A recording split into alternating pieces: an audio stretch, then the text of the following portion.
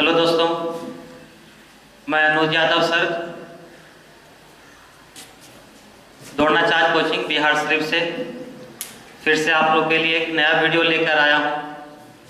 और कल मैंने आप लोगों को वोकैब का क्लास दिया था। वोकैब में एडम्स के बारे में बताया था, उसका डेफिनेशन बताया था, हिंदी बताया था उसका। और आज के वीडियो में मैं आप लोगों को चैप्टर वाइज कुछ इंपॉर्टेंट टॉपिक्स हैं जिससे क्वेश्चंस एग्जाम में पूछे जाते हैं, उनके बारे में आप लोगों को मैं बताऊंगा। तो चैप्टर वाइज चलना है हमको। तो सबसे पहले तो ये देखना है कि कौन सा टॉपिक स्टार्ट करना है। तो टॉपिक का स्टार्ट करना है तो सबसे पहले हम आपको, चूंकि देखिए ग्रामर में पूरे ग्रामर का बेस माना जाता है टाइम एंड टेंस को, और टाइम एंड टेंस जो होता है वह एक ऐसा टॉपिक है जिससे एग्जाम में बहुत सारे क्वेश्चंस पूछे जाते हैं। और यही कारण है कि मैंने टेंस को ही डिसाइड किया है सबसे पहले।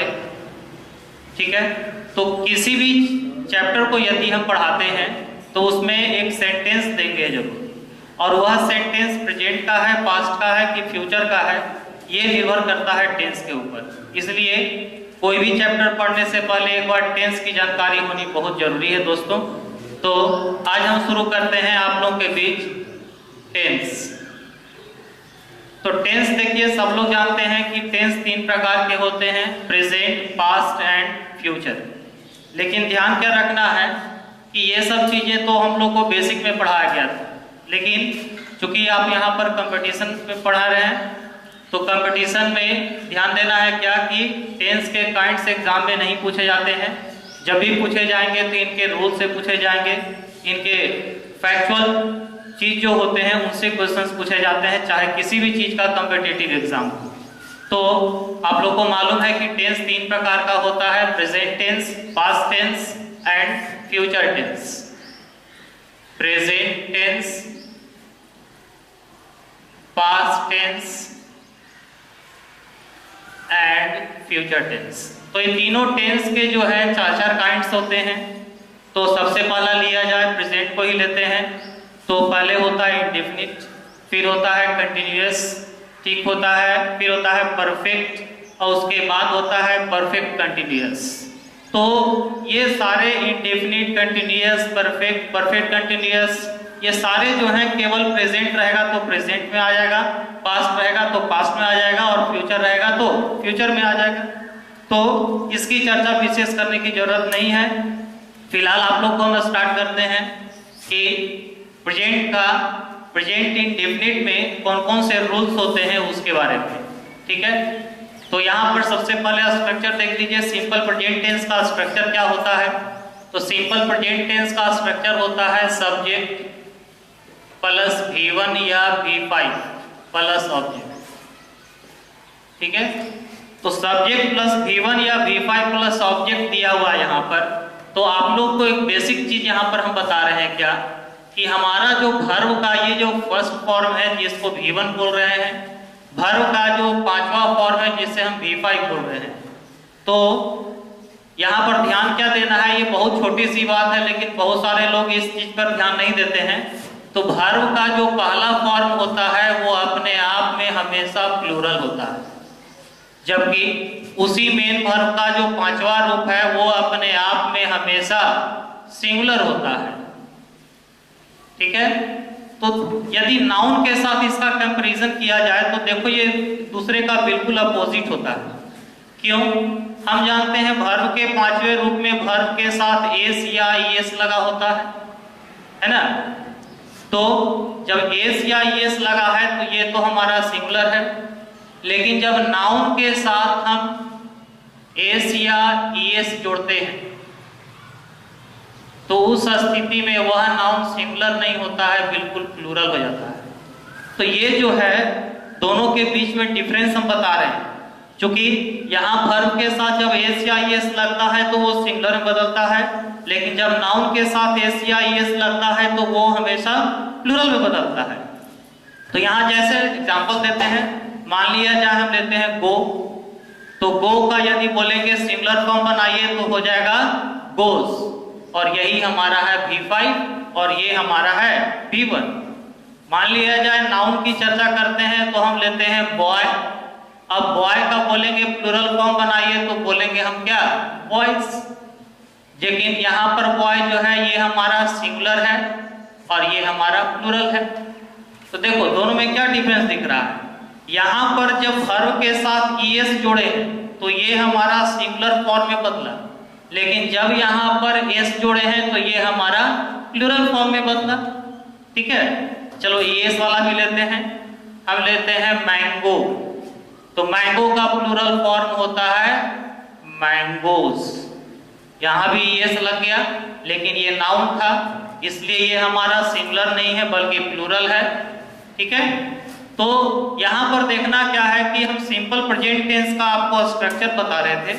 तो सिंपल प्रेजेंट टेंस का स्ट्रक्चर में बताया कि सब्जेक्ट प्लस V1 या V5 प्लस ऑब्जेक्ट होता है, यानी वर्ब का जो पांचवा रूप है वो अपने आप में सिंगुलर होता है और वर्ब का जो पहला रूप है वो अपने आप में प्लूरल होता है। यानी सब्जेक्ट हमारा सिंगुलर होगा तो वर्ब होगा V5, सब्जेक्ट हमारा प्लूरल होगा तो वर्ब होगा V1। तो ये तो बेसिक चीज हुआ था। अब बेसिक के बाद आपको हम बताते हैं क्या कि इसमें रूल्स कौन कौन से होते हैं। ऐसे रूल देखा जाए तो पूरे टेंस में सब मिला करके 70 या 80, 70 से 80 रूल्स होते हैं टोटल। लेकिन इन सारे रूल को पढ़ाना, चूंकि अब YouTube में डाल करके वीडियो बना करके ये मैं क्लास बना रहा हूँ, तो इस कारण से संभव नहीं है कि सारे रूल्स को पढ़ाया जा सके। लेकिन चूंकि लॉकडाउन का समय हमारा सीमित है, उसके बाद क्लास स्टार्ट हो जाएगा ऑफलाइन, तो फिर उस समय गड़बड़ा जाएगा। यही कारण है कि मैं जो भी टॉपिक पढ़ाऊंगा, जो भी रूल्स बताऊंगा, वो एग्जाम के दृष्टिकोण से ही देखते हुए बताऊंगा, जो इंपॉर्टेंट रहेगा, जिससे एग्जाम्स में पूछे जाएंगे।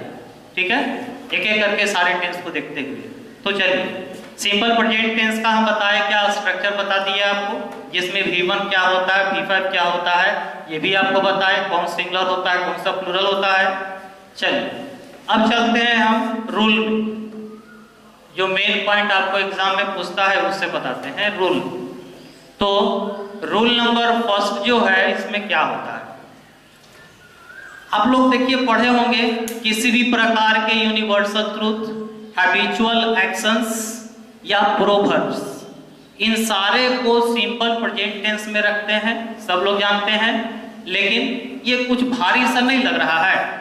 इसको नॉर्मल ढंग से हम क्या नहीं बोल सकते हैं कि किसी भी प्रकार का जो रूटीन होता है, रूटीन, किसी भी प्रकार का जो रूटीन होता है वह हमेशा सिंपल प्रेजेंट टेंस में होता है, चाहे वह रूटीन प्रेजेंट एक्शन का हो, ठीक है, चाहे वह रूटीन रेगुलर रूटीन हो और चाहे वह रूटीन इरेगुलर रूटीन हो। रेगुलर और इरेगुलर रूटीन क्या होता है ये भी समझना है। रेगुलर रूटीन जो हम लोग प्रतिदिन करते हैं, जैसे क्या, डेली सोते हैं, डेली उठते हैं, डेली खाना खाते हैं, है ना, तो ये हमारा रेगुलर रूटीन हुआ। अब क्या है कि जैसे मैं बाहर में रहता हूँ, अब घर कभी कभार आता हूँ, तो वो भी मेरा एक रूटीन ही है कि साल में 2 बार 3 बार घर जाना ही है। तो ये लेकिन हमारा हो गया इरेगुलर रूटीन। ठीक है, तो किसी भी प्रकार का जो रेगुलर रूटीन होता है या इरेगुलर रूटीन होता है उसे हम हमेशा सिंपल प्रेजेंट टेंस में ही रखते हैं। जैसे यहाँ पर देखना है क्या कि हम आपको बताए थे क्या कि पहले पढ़ते थे हम लोग यूनिवर्सल ट्रूथ, फिर प्रोवर्ब्स, फिर हैबिचुअल एक्शंस। तो ये कुछ भारी सा लगता है। जैसे एग्जांपल देखिए कैसे रूटीन कैसे क्लियर करते हैं। जैसे हम कहते हैं क्या कि the earth moved around the sun, पृथ्वी सूर्य की परिक्रमा करती है। यहां पर देखना है क्या कि इसको यदि हम 3 पार्ट में बांट देते हैं, ए बी सी और लास्ट में नोइर, यहां से यहां ए, ये बी, ये सी और ये डी नोइर, तो इस सेंटेंस को पूछा जाए कि गलती कहां है, तो गलती हमारा होगा ऑप्शन नंबर बी में। ए हो गया, बी हो गया, सी और डी। बी में क्या गलत है कि पृथ्वी सूर्य की परिक्रमा करती है, ये पृथ्वी का रेगुलर रूटीन है, ना कि इरेगुलर। रेगुलर रूटीन क्यों है? क्योंकि ये प्रतिदिन का बात है, हमेशा होते रहता है ये, ठीक है। और इसके साथ साथ इसको हम कह सकते हैं कि ये हमारा यूनिवर्सल ट्रुथ है, ठीक है। उसी प्रकार से यहाँ मुक्त नहीं होगा, बल्कि चूंकि अर्थ हमारा सिंगुलर सब्जेक्ट है तो वर्ब भी फॉलो करेगा सिंगुलर, तो यहाँ मुक्त के जगह पर होगा मूव्स। इसके बाद दूसरा चलते हैं, हम कहते हैं क्या? Slow and steady won the race। Slow and study won the race। इसको भी यदि हम 3 पार्ट में बांट दिए, ये हमारा ए पार्ट हो गया, ये बी पार्ट हो गया, ये सी हो गया, ये डी हो गया, तो भी आंसर हमारा होगा won नहीं, यहां पर होगा विंस। अब ये विंस क्यों हुआ? चूंकि एंड से जुड़ा हुआ 2 सब्जेक्ट है, लेकिन समझना है ये हमारा प्रोवर्ब है, प्रोवर्ब, ठीक है, मुहावरे जिसको बोलते हैं। और जितने भी प्रोवर्ब्स होते हैं वो एंड से जुड़े रहे चाहे किसी से भी रहे, वो हमेशा सिंगुलर होते हैं, तो वर्ब भी लेगा सिंगुलर, तो विन का सिंगुलर फॉर्म विंस, तो ये हमारा हो गया प्रोवर्ब, ठीक है। तो हैबिचुअल एक्शंस में लेते हैं हम अब क्या कि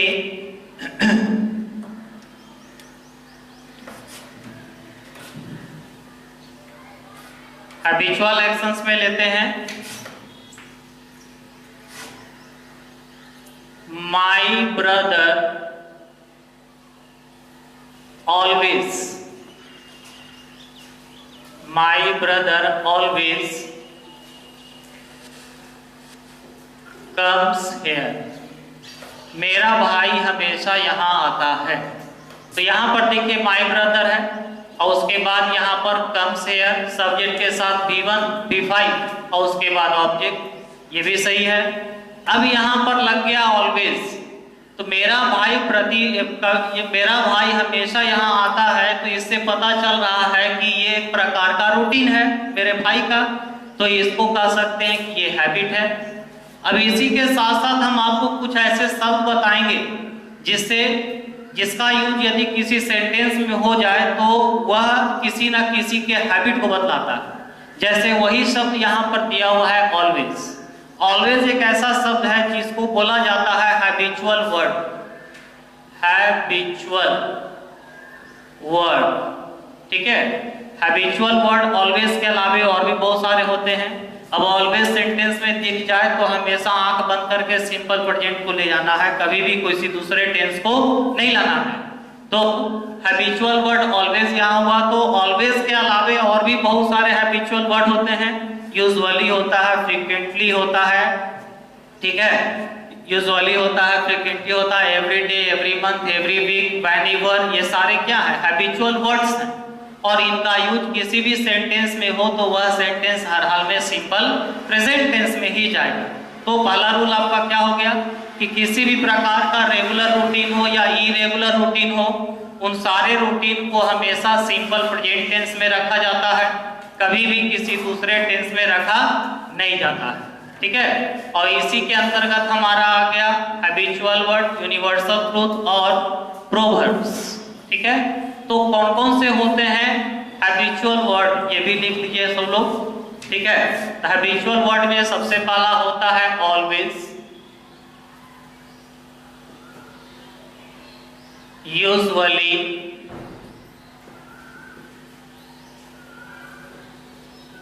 frequently,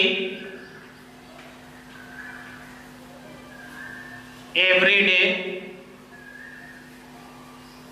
every month,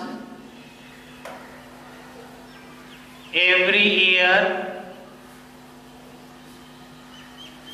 every week,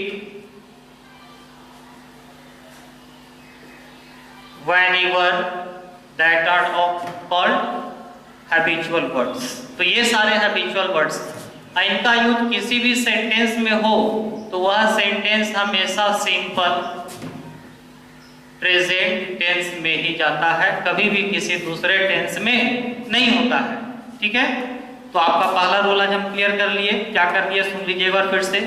किसी भी प्रकार का जो रूटीन होता है वो हर हाल में सिंपल प्रेजेंट टेंस में होता है, चाहे वह रूटीन रेगुलर रूटीन हो, चाहे वह रूटीन इरेगुलर रूटीन हो। इसी के अंतर्गत तीन बातें आ गई।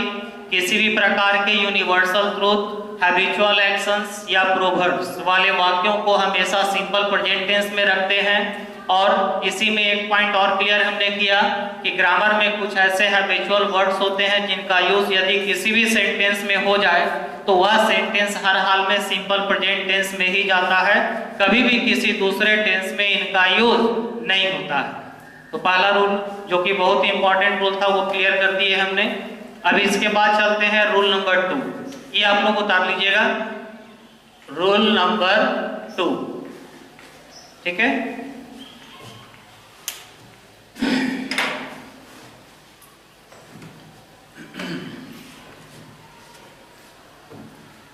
देखिए दूसरा रूल क्या है। दूसरा रूल है आपका कि रूल्स ऑफ प्रीफर, बहुत ही इंपॉर्टेंट रूल है। जो पुराने विद्यार्थी हैं उनको प्रीफर का नाम सुनते के साथ ध्यान में आ गया होगा, ये रूल है इंपॉर्टेंट, ठीक है। मोस्ट वीवीआई रूल है प्रीफर का रूल। अब हमने प्रीफर का यूज, प्रीफर का जो रूल है वो सिंपल प्रेजेंट में ही क्यों चुना है, इसके पीछे भी कारण है।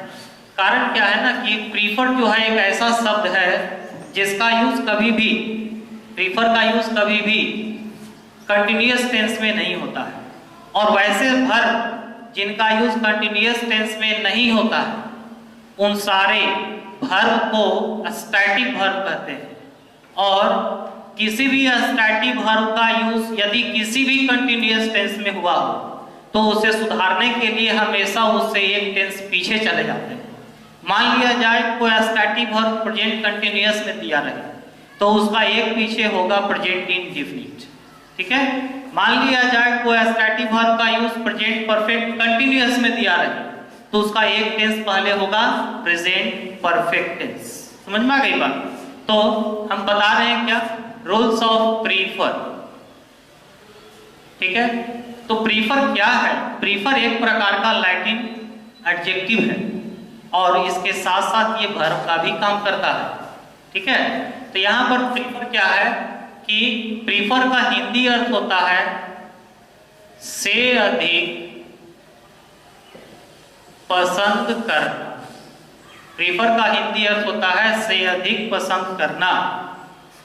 तो यहाँ पर देखिए प्रीफर का हिंदी अर्थ से अधिक पसंद करना। यदि किसी भी सेंटेंस में आपको प्रीफर दिख जाए तो ध्यान रखना है कि तीन बातों पर ही केवल ध्यान देना है। तीन से एक बात और ध्यान देना हम आगे नोट में लिखवाएंगे, लेकिन फिलहाल याद रखिए कि तीन बातों पर ही ध्यान देना है आपको। यदि प्रीफर कभी भी सेंटेंस में दिख जाए तो वो तीन बातें क्या क्या हैं। सबसे पहली बात क्या है कि यदि सेंटेंस में प्रीफर मौजूद हो तो उसी सेंटेंस में कभी भी मोर का यूज नहीं होता है। दूसरी बात क्या है कि यदि सेंटेंस में प्रीफर मौजूद हो और उसी सेंटेंस में यदि दैन भी लगा तो दैन को रिमूव कर देते हैं टू के साथ। तीसरी बात क्या है कि यदि किसी भी सेंटेंस में प्रीफर लगा हो और उसी सेंटेंस में कोई दो मेन वर्ब भी आपको दिख जाए तो वह दोनों मेन वर्ब जो है वो हमेशा V4 के फॉर्म में होता है। यानी यहां पर मेन वर्ब के साथ लगता है ing। Is that clear. तो प्रीफर्ड से रिलेटेड ग्रामर में टोटल 3 रूल ही होते हैं। 3 रूल से चौथा रूल एग्जाम में कभी भी नहीं पूछेगा। इसका एक अपवाद होता है, वो भी अपवाद बताऊंगा मैं आपको, लेकिन उससे भी क्वेश्चन एग्जाम में नहीं रहता है। लेकिन ये 3 रूल जो है ये बहुत इंपॉर्टेंट है। इनमें से किसी ना किसी एक रूल से एग्जाम में क्वेश्चन पूछता ही है। तो क्या हम बता रहे हैं कि यदि किसी भी सेंटेंस में प्रीफर मौजूद हो तो केवल 3 ही बातों पर ध्यान देना है। सबसे पहली बात, प्रीफर वाले सेंटेंस में कभी भी मोर का यूज नहीं होता है। दूसरी बात, प्रीफर वाले सेंटेंस में यदि दैन लगा हो तो उसको हम टू से रिमूव कर देते हैं। तीसरी बात, प्रीफर वाले सेंटेंस में कोई दो मेन वर्ब भी हो तो दोनों मेन वर्ब को हमेशा V4 के रूप में रखते हैं। जैसे एग्जांपल इसको देंगे तो क्लियर होगा। देखिए सबसे पहला एग्जांपल क्या है कि my brother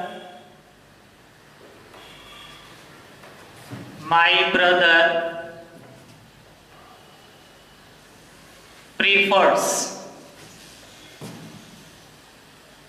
newspaper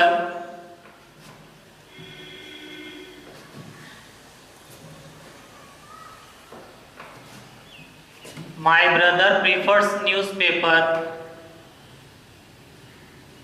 more than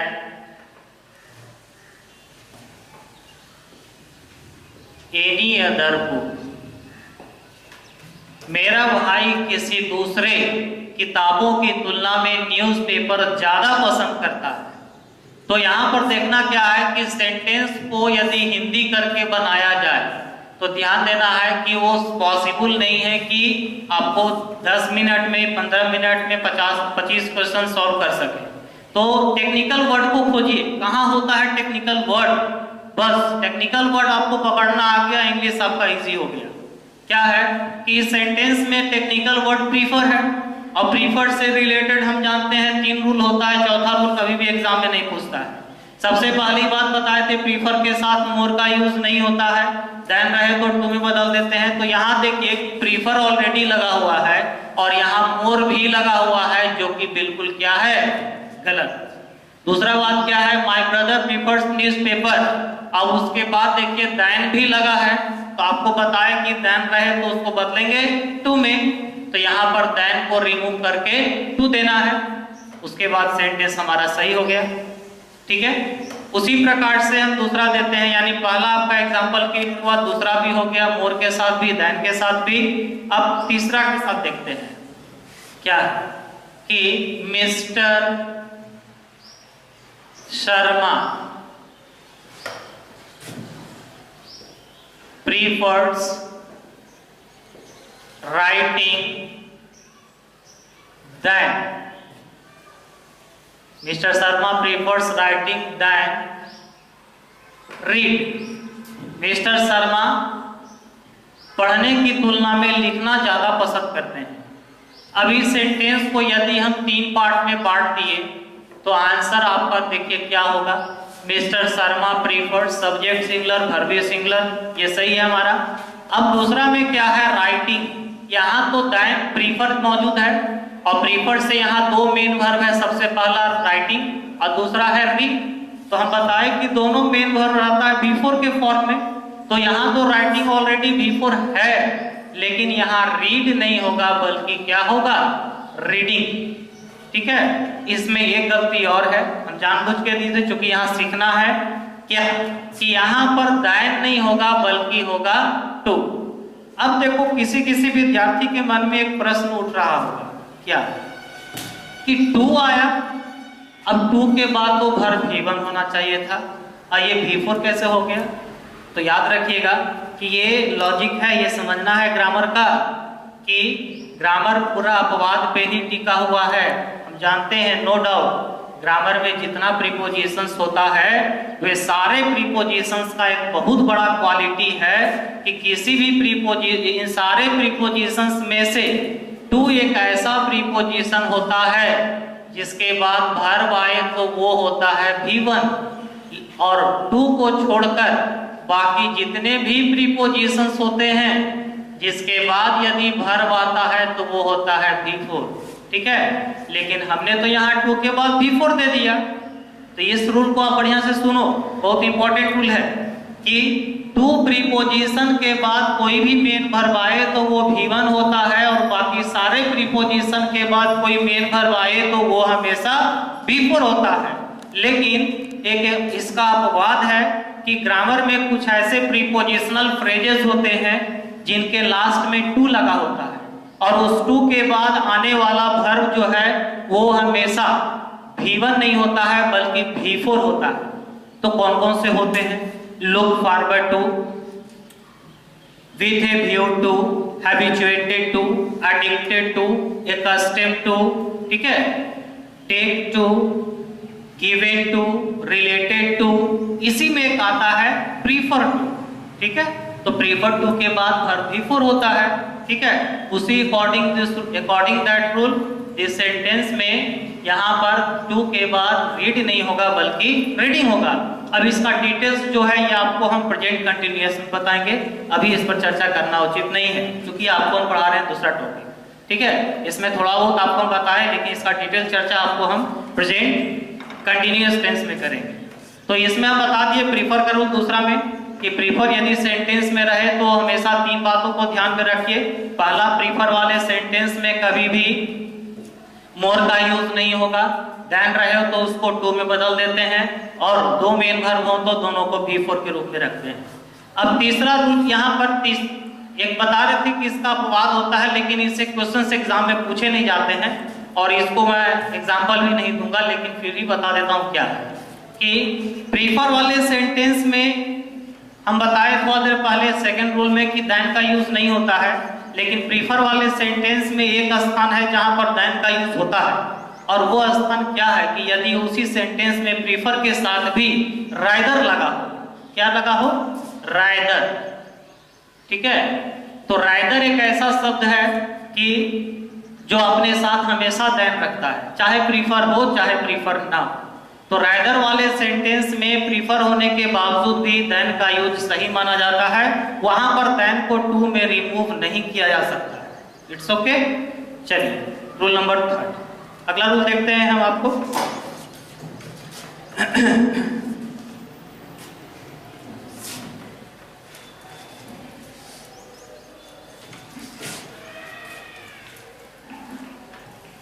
rule number 3, तीसरा रूल देखिएगा। तीसरा रूल है क्या?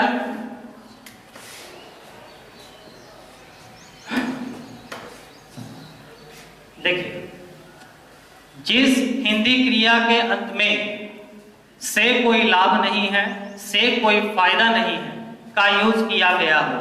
हमने क्या बोला?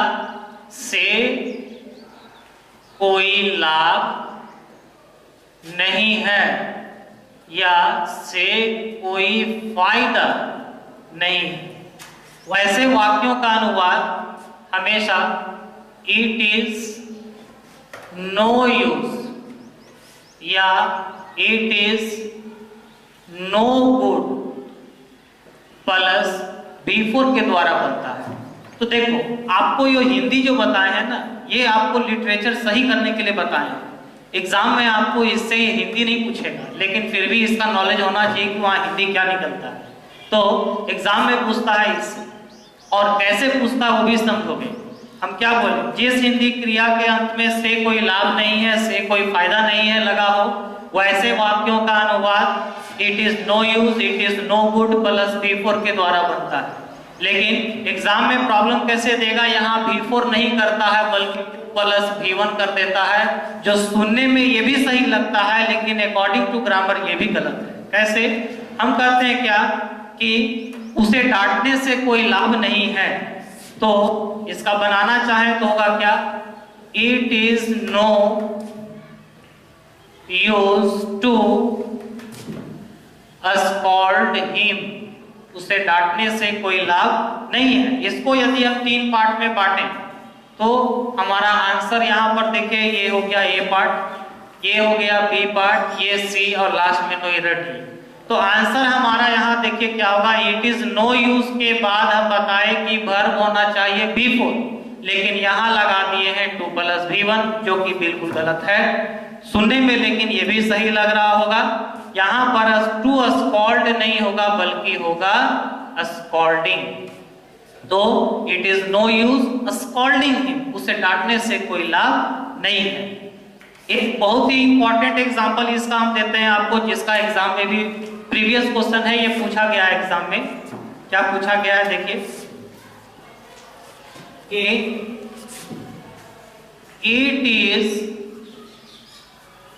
it is no good to cry over a spilt milk, says my friend to me। ठीक है। It is no good to cry over a spilled milk says my friend to me. Last में no error. यहां पर देखना क्या है कि it is no use, it is no good से कोई लाभ नहीं है। क्या लाभ नहीं है? Cry over a spilled milk एक प्रकार का ये फ्रेज है, बहुत ही इंपॉर्टेंट फ्रेज है कि घटना के बाद पछताना, कुछ ऐसा काम कर जाना जिससे पछतावा हो, तो उस स्थिति को बोलते हैं cry over a spilled milk. ठीक है, क्या है कि